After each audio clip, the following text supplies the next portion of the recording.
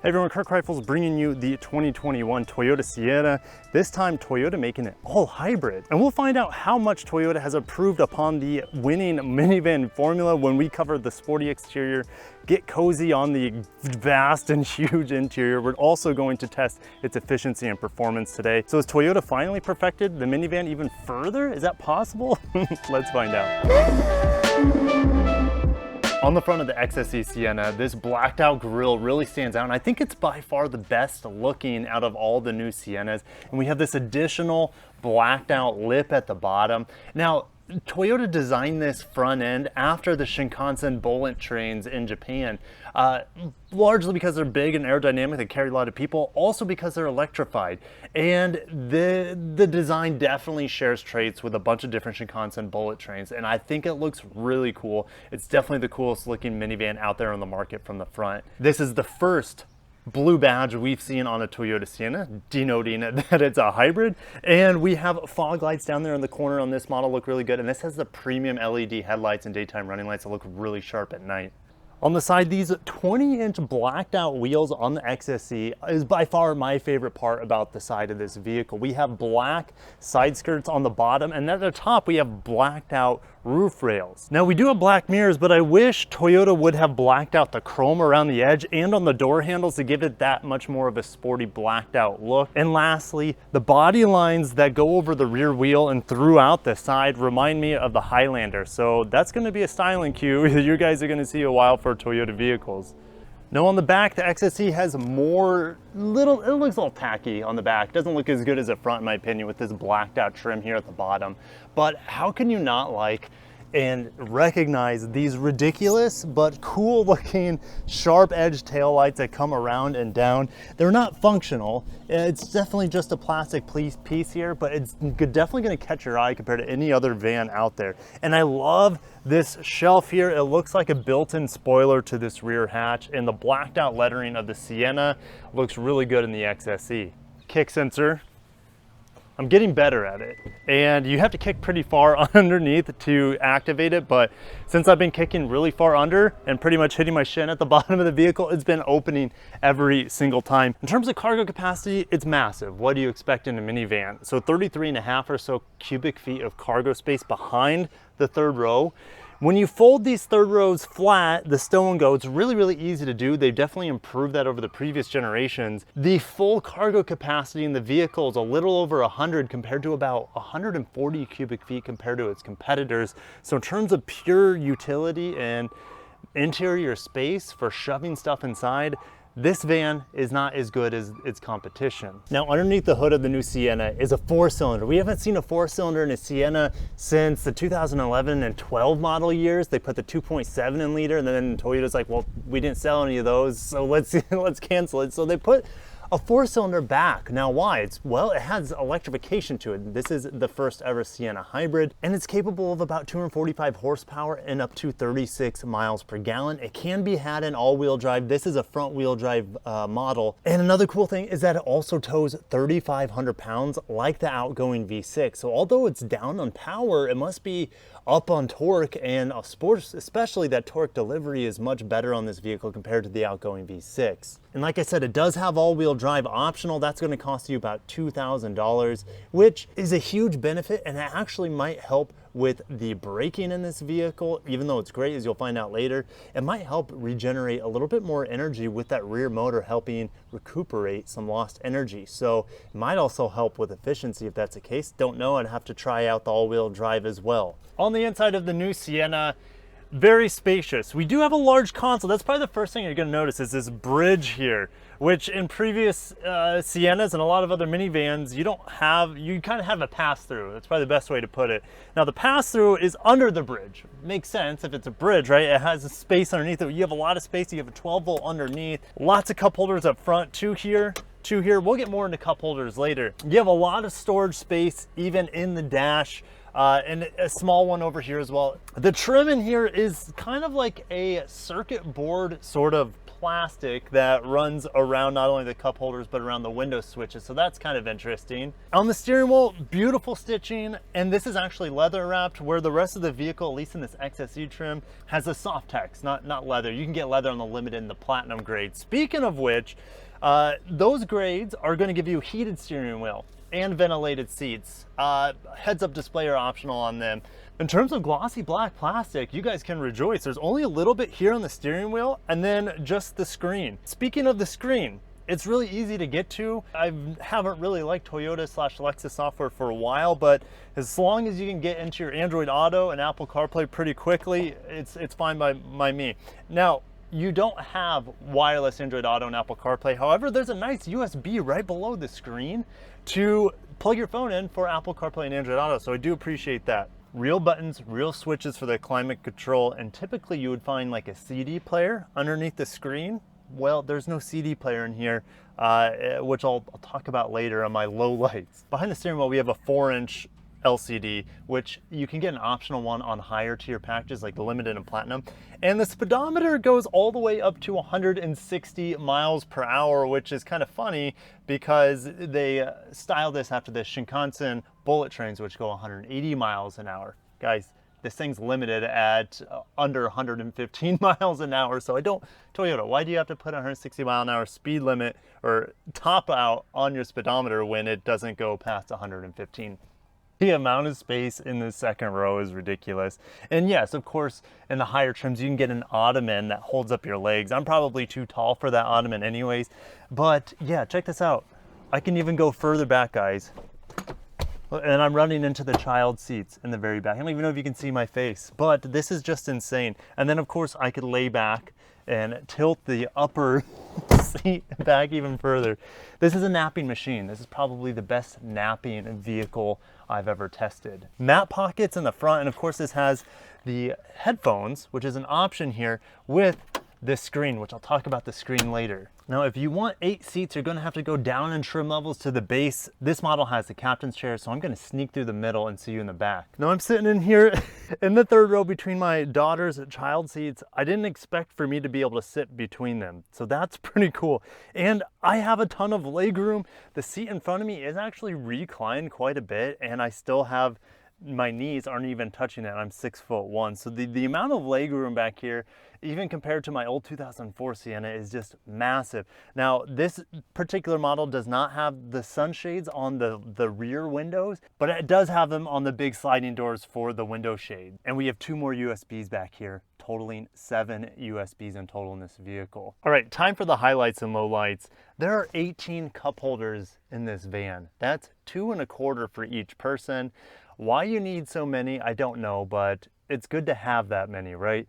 There are 7 USBs, I already mentioned that, but there are also USB-Cs in here, guys. So I'm a big fan of having tons of USB-Cs in the car, as all of our phones, yeah, that's a USB-C. Yes, we want USB-Cs in our vehicle. So thank you for putting that in there, Toyota. 18-gallon gas tank. Guys, when you combine that with 36 miles per gallon, we're getting up to 630 miles of range in this van. Talk about ultimate road tripper. And the hands-free door openers on the side, the sliding doors, you just kick your foot underneath the little Wi-Fi bar symbol down there, and it's magic. They work so well, and I've used it so many times already, holding my kids' hands, holding groceries and kids at the same time. Like, that feature alone is almost like the deciding factor probably for a lot of families to get this van over its competitors. But there are some lowlights to this vehicle, and some things in this vehicle don't meet up to what the competitors can do. The 11-inch infotainment screen boggles my mind. There's no DVD player. There's no CD player in the car. So I told my kids, hey, we're going on a trip. What movies do you watch? Because I didn't know, I didn't have a DVD player at the time. They got in the car and I had the DVDs with me. And yeah, I had to let my kids down because there's no DVD player like there is in my 2004 Sienna. So even though the screen's big, it seems to be high resolution, yeah, you would have to plug in your phone through it, and I don't have unlimited data, so that's not gonna work. There's no built-in apps, so yeah, it's just frustrating. I would pass on that for that $1,400 option that is underbaked. No spare tire in this vehicle. You have to pay extra for it, which isn't a whole lot of money, but that is, yeah, there's no spare tire. There's a fix-a-flat kit in this car, so unfortunate there. Another weird thing is that Toyota and their hybrids, they typically do a good job at hiding their tailpipes. Well, in this hybrid Sienna minivan, it sticks out the side pretty noticeably. So Toyota, you could have done a better job making this look like a hybrid on the road with hiding the tailpipe. So this could be a potential deal breaker for you guys out there. These second row seats, although they slide forward and back really, really far, and the comfort is there for the passengers, but in terms of practicality in this van, you can't remove them, and they don't fold flat into the floor. They do kind of fold up a little bit and they slide all the way pretty far forward, but yes, and in doing so, it doesn't have nearly the same cargo capacity as its competitors. And lastly, there is no pano roof option in this new Sienna, which is kind of unfortunate because it's a trend, but it's a nice trend to have for your rear passengers. Can you imagine you reclined back, you're taking a nice nap, either in the day or the night. You can either look up at the beautiful sun and the clouds and the stars at night with these reclining seats, but no, there's no pano roof option. So before we start doing some 0 to 60s, my fuel economy has been pretty good, really. 34.8 miles per gallon. You can round it up to 35 miles per gallon. That's with kids, without kids, in town, highway. It's a little bit of everything. So I've been getting really close, and I have been driving extremely conservatively to maximize my miles per gallon. So getting the rated 36 miles per gallon is gonna be pretty darn hard unless you're just going 60 miles an hour constantly, no grade, flat, but overall, fuel economy's been pretty good, and I wonder how that would change if I had an additional electric motor in the back to help with regen braking. It's not supposed to be able to give you any more power, interestingly. You're allowed, the electric system just shoves more power to the rear motor and sacrifices power at the front motor, which would help potentially with 0 to 60, but also helps add weight to the vehicle, which is not good for acceleration. So for 0 to 60, I'm in sport mode. I have traction control off. AC is going because it's hot in Florida. No one's expecting this thing to be an absolute burner, but it will be interesting to compare this to some V6 times of the older generation, which has a little bit more horsepower. This being the hybrid, 4-cylinder, not as much power, a little bit more torque. 3, 2, 1, go. Little droney. 60. 0 to 100 kilometers per hour was 8.61, and 0 to 60 was 8.16, which is not too bad. Actually, that was a little bit better than what I was expecting. So it takes off, it launches pretty good because of the electric motors in it, and then it just kind of is limped along by the 4-cylinder after that. But overall, pretty impressed with that 0 to 60 run, and I'm not going to do another one. That's good enough for me. All right, driving impressions. I've been keeping the vehicle in eco, trying to get the best fuel economy, but also I feel like the gas pedal, the accelerator pedal is pretty aggressive in this vehicle, even in the normal mode. So I put it in eco mode so it's a little bit more manageable to get like normal miles per gallon. Brake pedal. I love the brakes in here. They're strong. They come on. It's very smooth. The brake pedal's great. Now, what's plagued previous Siennas in the past, especially being an owner of one and reading a lot of forums, is the Sienna's chew through brakes. I don't know if it's Toyota just under brakes them. The rotors aren't big enough. I don't know what it is, but Siennas are notorious for chewing through brakes when you own the vehicle. This being a hybrid with regenerative braking, I feel like those days are gone because the electric motor helps the deceleration. And for me, if I was getting this, I might even get all-wheel drive just for the added deceleration with the rear motor. That's just my theory, but yeah, all-wheel drive, it's almost completely unnecessary where I live here in Florida, but you know, it probably helps with resale value a little bit. Now just rolling onto the acceleration into the highway here, it's smooth, but the problem is that the engine is extremely buzzy, and it's very different than any other Sienna before it with a 6-cylinder.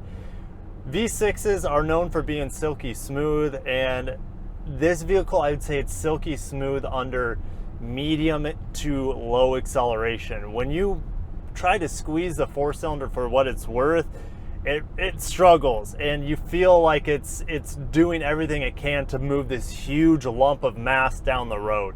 If you can get by the buzziness of the 4-cylinder under heavier acceleration, then this vehicle is not going to be an issue for you. Now, quietness out here on the highway, this vehicle is very, very quiet. You hear maybe a tiny bit of wind noise around the glass. I don't believe this vehicle has acoustic glass like its upper scale Lexus counterparts, but it is very, very quiet. And in terms of handling, this thing doesn't make sense in a good way.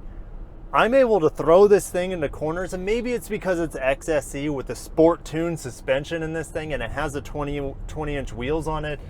This thing handles like, it feels like a sedan, albeit a heavy one. It brakes well thanks to the regenerative braking.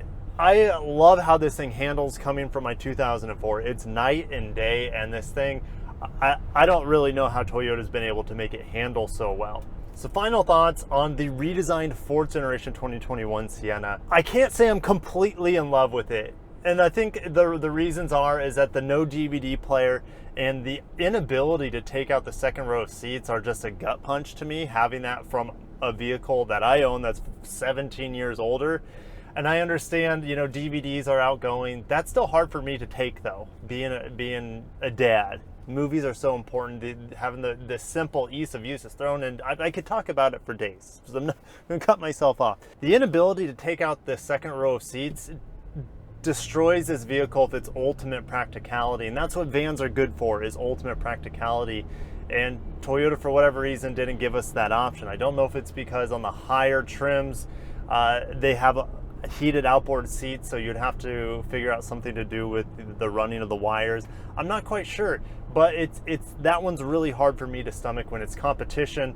Their seats either are removable, they fold flat into the floor, and even with my 2004, to have those features that this van doesn't have, it's tough. But the fuel economy alone in this vehicle, the handling, the braking, and having the regen brake, all that good stuff that comes with a hybrid is definitely this newest generation's selling point, in my opinion. And it is an outstanding hybrid system. It's not quite as hybrid-y, I don't know if that's the right word, or is independent on its electric system as you would say a Prius, or let's say like a Lexus UX or a Lexus ES with lithium-ion batteries in it.